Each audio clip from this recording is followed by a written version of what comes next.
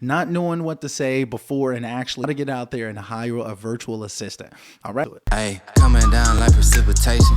I ain't You on Facebook or something like that, but realistically managed and monitored by that you can actually monitor their action with these sellers and or these buyers. Definitely don't want there to be or PayPal or something like that.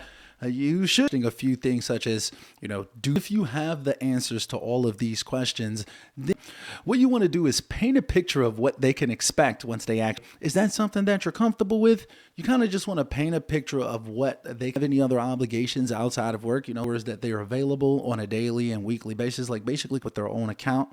Also, you account and LastPass, and they can basically click a button that says launch, and it'll keep all of your password information protected. VA one day, you don't have to worry about that. You could just remove their access from your password. Possible. That's a pro tip right there. Also, before they get started, you're gonna want to go ahead and pull them in the softwares and how to actually